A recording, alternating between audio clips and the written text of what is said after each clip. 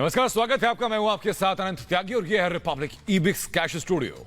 नमस्कार, मैं रीमा प्रसाद। बुलेटिन की शुरुआत में अहम मसले पे बात करते हैं। भारत चीन के बीच जारी तकरार के बीच भारत भी अब आर या पार के मूड में आ चुका है। भारत के तेवर के बाद चीन को झुकना ही पड़ेगा, ना उसकी चालाकी काम आएगी और ना ही धोखेबाजी, क्योंकि भारत ने लद्दाख में अपने सबसे शक्तिशाली हथियार तैनात कर दिए हैं, वो हथियार जिसने चीन की बोलती बंद कर दी है। और भारत इस बाहुबली के जरिए चीन की दगाबाजी का मुंहतोड़ जवाब देने के लिए तैयार है।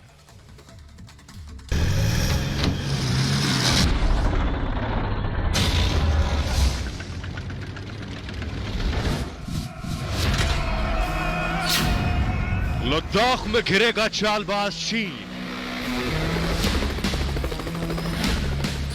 लद्दाख में त्रिशक्ति की ताकत। बाहुबली से घबराया ड्रैगन। गलवान घाटी में जब भारतीय जवानों के सिर्फ हाथ पैर चले थे तो चीन का क्या हाल हुआ। किसी की गर्दन टूटी, किसी की रीढ़ की हड्डी। हमने मुंहतोड़ जवाब दिया, ऐसा जवाब दिया कि चालबाज चीन के जवान भी चारों खाने चित हो गए। लेकिन इसके बावजूद चीन की चालाकियों और उसकी धोखेबाजी में कमी नहीं, जिसके बाद भारत ने भी अपनी कमर कस ली। एलएसी पर विवाद के बीच भारत ने भी चीन की चालाकियों से निपटने की पूरी तैयारी कर ली है। चीन को मुंहतोड़ जवाब देने के लिए भारत ने एलएसी से सटे इलाकों में फाइटर जेट, लड़ाकू विमान, टैंक और तोपों को तैनात कर दिया।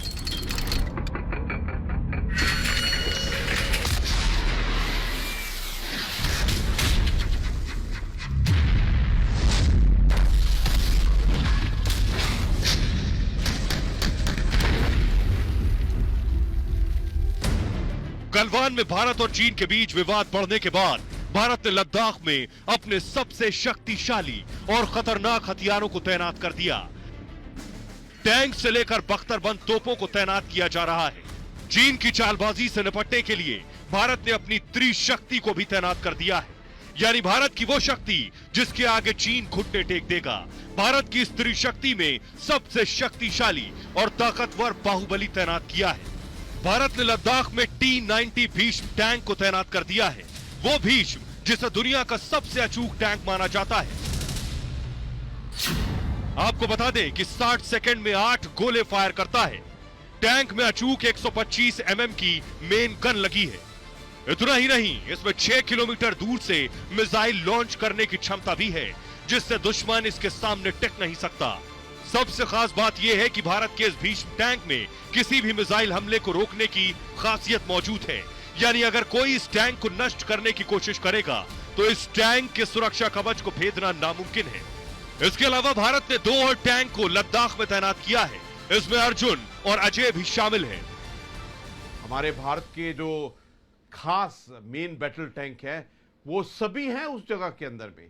टैंक्स भी हैं, आर्मर्ड पर्सनल कैरियर भी हैं और इस तैयारी में है कि अगर कोई भी चुनौती आती है तो उसको इस्तेमाल किया जाएगा।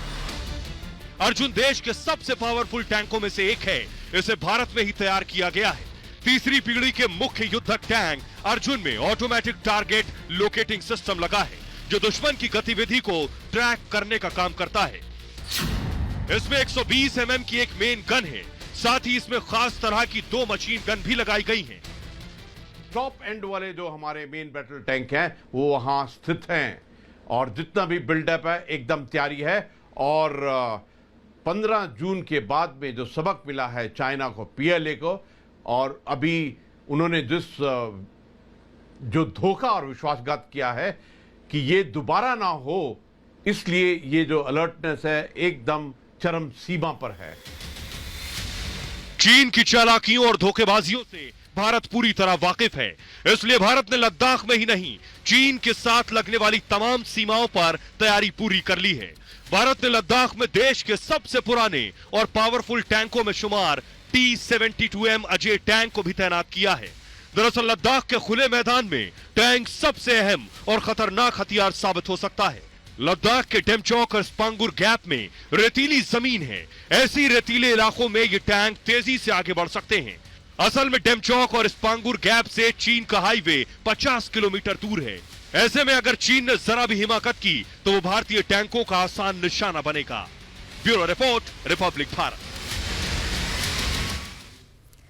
और इस बीच हम सीधे आपको लद्दाख लिए चलते हैं, जहां हमारी सहयोगी श्वेता त्रिपाठी इस वक्त हमारे साथ जुड़ी है। श्वेता, वहां की तस्वीरें आप दिखाने के साथ साथ ये भी बताइए कि विपरीत परिस्थिति में सरहदों की निगरानी में रात दिन हमारे जवान डटे हुए हैं।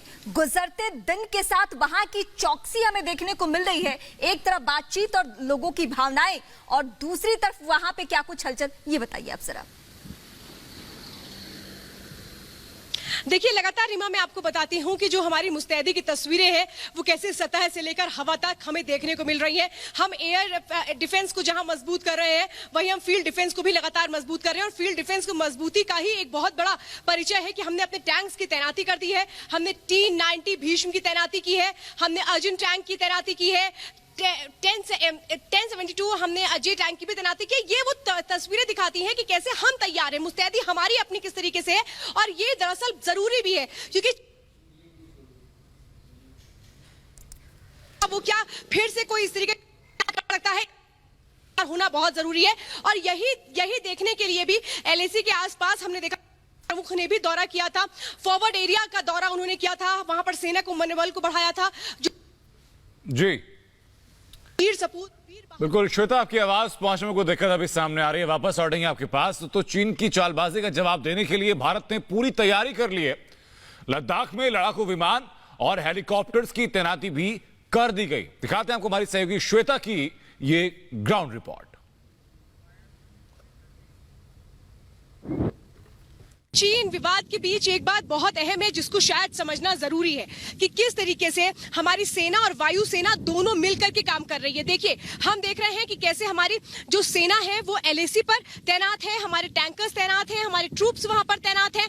लेकिन इसी के साथ हम देख रहे हैं कि कैसे हमारी जो वायुसेना के जवान हैं वो भी लगातार मुस्तैदी से पेट्रोलिंग कर रहे हैं। हमारे फाइटर जेट्स तैनात हैं, हमारे जो ट्रांसपोर्टर्स हैं वो सेना का सामान लेकर के वहां पर जा रहे हैं, ट्रूप्स को लेकर के जा रहे हैं, आर्म्स मिशन को लेकर के जा रहे हैं। तो ये जो दो बातें हैं इसको समझना बहुत जरूरी है कि कैसे सेना यानी कि आर्मी और हमारी जो एयरफोर्स है वो मिल करके काम कर रही है, और दोनों एक साथ एक तरीके से क्रमबद्ध तरीके से आगे बढ़ रहे हैं, जो बहुत अहम है। यानी कि हम दोनों तरह से अपनी मुस्तैदी कर रहे हैं। अगर हवा से भी शत्रु वार करता है तो फिर कैसे जवाब दिया जाएगा, जमीन से अगर वार किया जाता है तो फिर कैसे जवाब दिया जाएगा। और यही एक बहुत बड़ी वो तस्वीर है जिसमें बताया जाता है कि जब हम किसी बड़े ऑपरेशन को अंजाम देते हैं तो कैसे आपसी सामंजस्य जरूरी होता है। रोज आपसी सामंजस्य की तस्वीर है सेना और वायुसेना के बीच, वो हमें पल पल लद्दाख से देखने को मिल रही है। दोनों अपनी तरीके से जबरदस्त तरीके से तैयारियों को अंजाम दे रहे हैं और साथ मिलकर कदम बढ़ाते हुए हर तरह से मजबूती के साथ तैनात हैं। और ये जो क्षमताएं होती हैं ये खास तौर पे बताई जाती हैं कि वॉर फाइटिंग कैपेसिटी को ये हमारी बढ़ाती हैं। यानी कि अगर कुछ इस तरीके के हालात होते हैं जहां पर हमें वॉर की अगर सिचुएशन बन जाती है, अगर इस तरीके की कोई स्थितियां बनती हैं तो फिर कैसे साथ मिलकर के लड़ा जाए, कैसे वो साथ मिलकर के आपसी सामंजस्य की तस्वीर हो, वो फिलहाल हमें यहां से देखने को मिल रही है। तो श्वेता की रिपोर्ट आपने देखी, और श्वेता त्रिपाठी लगातार हमारे साथ बनी भी हुई है, लद्दाख से लाइव इस वक्त मौजूद है। श्वेता, जो सेना की तरफ से तैयारी है, बॉर्डर पर जो हलचल है, जो मूवमेंट है, वो हम लगातार देख रहे हैं। रिपोर्ट भी आप दे रही हैं लगातार, लेकिन जो वहां की आवाम है, जो लोकल लोग हैं, उनके जहन में क्या, उनके बीच भी आप गई हैं, वो जरा अपना एक्सपीरियंस आप साझा कीजिए। देखिए अनंत, हम जब यहाँ लोगों से बात करते हैं, जब वो देखते हैं हवा में गड़गड़ाहट हमारे फाइटर जेट्स की, जब वो हमारे ट्रांसपोर्टर्स को देखते हैं, तो वो ये साफ तौर पे समझ रहे हैं कि इस बार जो हमारे हौसले हैं वो कितने मजबूत हैं। और यहाँ के लोग भी यही कहते हैं कि देखिए, युद्ध किसी समस्या का समाधान नहीं है, लेकिन हमें सतर्क रहना पड़ेगा, क्योंकि जो चीन है उसकी चालबाजी एक बार फिर से 45 सालों में सामने आई है। ये लोग यही कहते हैं कि देखिए, हम तो यही चाहते हैं कि ये जो विवाद है ये हल हो जाए, किसी का भी नुकसान ना हो। लेकिन अगर कोई प्यार की भाषा नहीं समझता है तो फिर वो जिस भाषा को समझता है हमें उसी में जवाब देना पड़ेगा। और यहाँ के लोग भी यही कह रहे हैं कि वन टाइम सॉल्यूशन इनको चाहिए, यानी कि वो समस्या का निदान जो हमेशा के लिए हो। बार बार जब हम बातचीत के जरिए आगे बढ़ने की कोशिश करते हैं और अगर वो निष्कर्ष तक नहीं पहुंचती है तो फिर उसका कोई मतलब नहीं रह जाता है। तो ये लोग यही कहते हैं कि ठीक है, आप बॉर्डर पर बातचीत कर रहे हैं, वहां से समस्या को समाधान करने की कोशिश कर रहे हैं, सैन्य स्तर पर बातचीत हो रही है, राजनयिक स्तर पर बातचीत हो रही है, लेकिन ये बातचीत निष्कर्ष तक तो पहुंचे। और इस बार हमें ये निष्कर्ष हालांकि देखने को मिल भी रहा है, जब हमने देखा कि कैसे गलवान घाटी से पीछे हटना शुरू हो चुकी है चीन की सेना, जो ये दिखाता है कि भारत के आगे कैसे चीन झुकने को मजबूर हुआ है। यानी भारत की ताकत क्षमता के आगे चीन ने भी माना है कि इस वक्त भारत से वो मुकाबला नहीं कर सकता, कि जो लगातार महसूस कर सकते। चलिए श्वेता, फिलहाल शुक्रिया। एक बार फिर से हम आपका रुख करेंगे और हर एंगल से समझने की कोशिश करेंगे कि लद्दाख में चौकसी गश्ती किस तरीके से बढ़ चुकी है और सेना पहले की तुलना में कैसे ज्यादा अलर्ट है। चीन को जवाब देने के लिए भारत ने अपने सबसे घातक और सबसे भरोसेमंद हथियार T-90 भीष्म टैंक को लद्दाख में उतार दिया है। देखिए श्वेता त्रिपाठी की खास रिपोर्ट। चीनी सैनिक पीछे हटना तो शुरू हो चुके हैं, लेकिन ये भी एक बहुत बड़ी हकीकत है कि चीन पर बहुत ज्यादा भरोसा नहीं किया जा सकता है। चीन की चालबाजी की हर हरकत सामने आती रही है और ये भी सामने आ गया कि किस तरह से उसने साजिश रची थी भारतीय सैनिकों पर हमले की। अब इसके बाद सवाल यही है कि हमें क्या कुछ करना चाहिए। तो हमारी वो बहुत बड़ी जो सतर्कता है वो हमें LAC पर देखने को मिल रही है, जहाँ T-90 भीष्म टैंक की तैनाती की गई है। ये भारतीय सेना का सबसे घातक हथियार है। सबसे घातक हथियार होने के साथ साथ ये एक बड़ा मैसेज देता है कि हम अपनी तरफ से कितने अलर्ट हैं। इसके अलावा T-72 अजय टैंक की भी तैनाती की गई है, अर्जुन टैंक की भी तैनाती की गई है। तो हम कैसे अपने डिफेंस फील्ड को मजबूत कर रहे हैं, ये तस्वीर हमें दिखाती है। सेना प्रमुख ने भी फॉरवर्ड एरिया का निरीक्षण किया था। उन्होंने भी LAC के पास के वो जो इलाके हैं, जो दौलत बेग ओल्डी से दुरबुक, तांग से पिंगोंग, ये वो इलाके हैं जहां पर हमारी पोस्ट तैनात है, वहां पर सेना प्रमुख ने दौरा किया था। और ये सतर्कता ये बताती है कि अब अगर चीन किसी तरीके की भी चालबाजी करता है तो उसका मुंहतोड़ जवाब दिया जाएगा। अभी तो चीन की अक्कड़ ठिकाने आ चुकी है, उसने अपने सैनिकों को पीछे करना शुरू कर दिया है, लेकिन ये चीन है जो भरोसे के लायक नहीं है। कहीं ऐसा ना हो कि फिर से अगर वो कोई किसी भी तरीके की हरकत करता है तो ऐसे में इस बार जो जवाब हो वो बहुत बड़ा और करारा हो। इसकी जो तैयारियां हैं वो लगातार हम देख रहे हैं। हमारा एयर डिफेंस हो, फील्ड डिफेंस हो, वो लगातार मजबूती के साथ आगे बढ़ रहा है। और वही जो तैयारियां हैं जिसको कहा जाता है ऑपरेशनल प्रिपेयर्डनेस, वो हमें लगातार यहां से देखने को मिल रही है।